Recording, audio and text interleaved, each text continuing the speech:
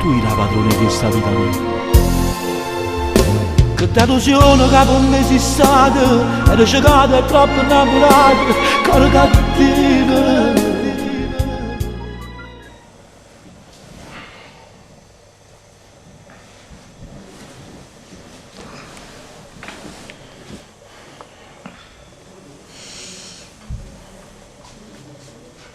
Amore, ricordati che oggi pomeriggio per le 3 devi passare dal medico a ritirare l'ecografia.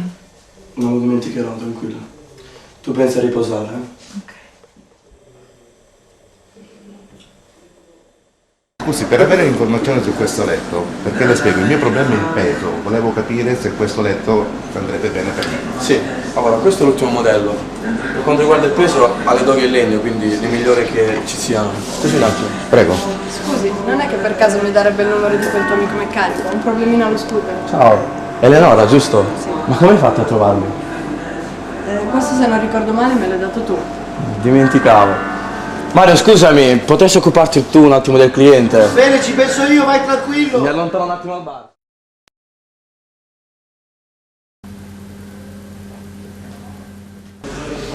Allora Eleonora, com'è andata quel giorno l'esame?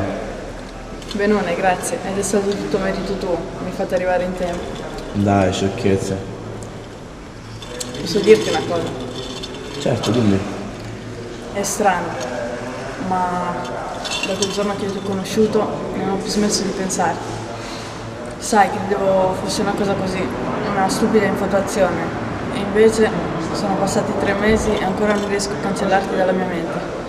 Sono stata tentata più volte a chiamarti, ma magari... Aspetta, è bello ciò che mi stai dicendo, ma vedi Eleonora, io sono già sposato e tu sei ancora troppo ragazzina. Per me e mia moglie questo è un periodo particolarmente speciale. Aspettiamo un bambino. Oh, non lo sapevo, scusami, davvero. Scusami, non so che dire, oh mio Dio. Scusami, ma devo andare, davvero. Sono felice aspetta. per te. No dai, siediti. No, davvero, devo andare. Sono felice per te. Auguri.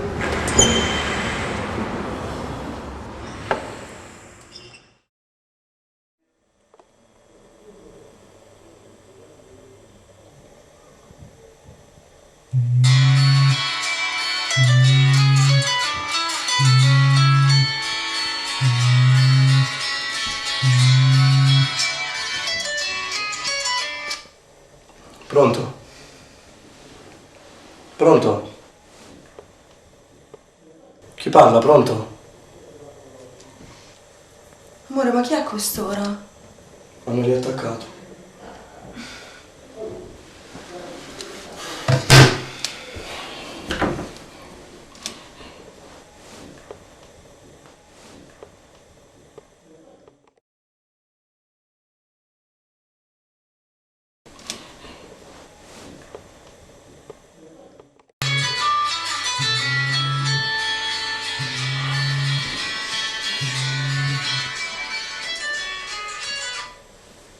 Pronto?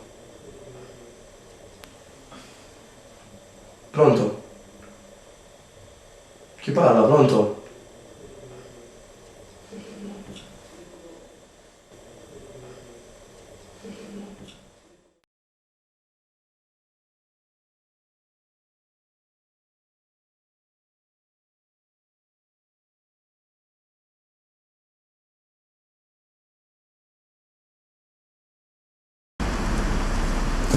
Ciao, Ciao. posso parlarti? Non abbiamo niente da dirci. E invece sì.